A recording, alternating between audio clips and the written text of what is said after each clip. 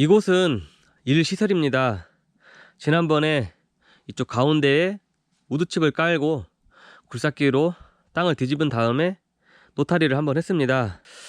우드칩을 깔기 전에 용성인비를 한번 살포를 했고, 우드칩을 깔아서 땅을 뒤집고 노타리를 한 다음에 이번에 칼슘 유황과 유황가리고토를 살포를 했습니다.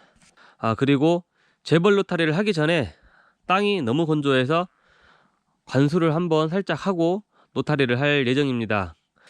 이번에 이곳 땅을 파면서 느낀 점은 그동안 체리가 성장하기에는 너무 불량한 땅이었다는 생각을 하게 됐습니다. 그도 그럴 것이 이곳 시설은 2015년 1월에 시공을 시작해서 3월에 완공을 하고 한 20여일 정도만 땅을 말린 다음에 바로 나무를 식재한 땅입니다. 그래서 유공간도 하지 않았고 특별하게 땅을 만들거나 그런 내정지 작업을 전혀 하지 않고 식재를 했습니다. 2014년도까지 벼농사를 짓던 땅이었고 2015년 1월에 이 시설을 시공할 때도 이곳은 완전 물이 가득한 논이었습니다. 그런 땅에 한 달도 채 말리지 않고 나무를 식재했으니 땅이 이렇게 안 좋은 건 당연한 일일지도 모르겠습니다. 그때는 토양 관리에 대한 개념이 없었기 때문에 실질적으로 퇴비를 했다거나 다른 미량 요소를 투입하지도 않았습니다.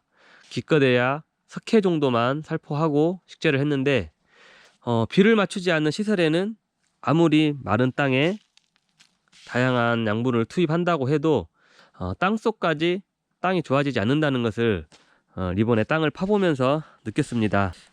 지금 땅이 이렇게 덩이지는 땅들이 많습니다. 노타리를 한번 한 상태인데도 이렇게 덩이진 흙이 많습니다. 처음부터 이 땅은 벼농사를 짓던 땅이었고 물이 가득한 논을 표면만 말려서 나무를 식재했기 때문에 땅 속에는 물에 젖으면서 이렇게 굳어버린 이런 돌 같은 흙이 많습니다.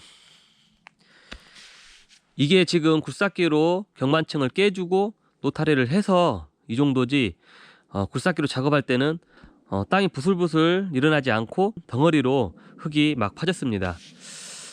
이런 땅에서 그동안 체리가 재배됐다는 자체가 좀 아이러니하게 느껴졌습니다.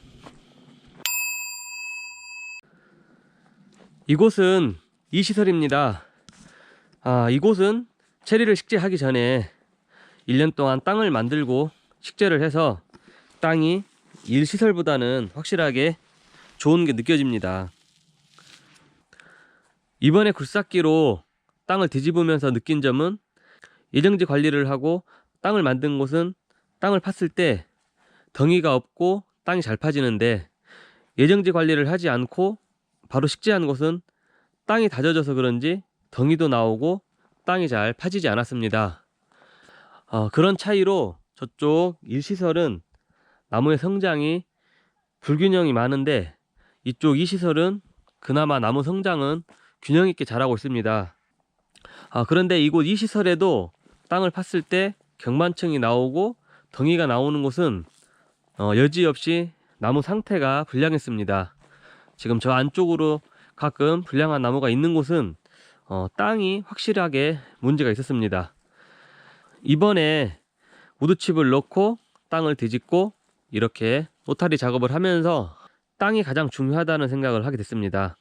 체리를 재배하는 데 있어서 나무를 키우는 기술도 좋지만 체리를 재배하기 좋은 적지에 충분히 땅을 만들고 토심을 깊게 만들고 유기물을 충분히 투입을 해서 토양이 체리가 성장하기 아주 좋은 땅으로 만들어 놓고 식재를 했을 때 당연한 얘기지만 장기적으로 체리를 재배하면서 나타나는 문제가 확실히 줄어들 것으로 생각이 됩니다.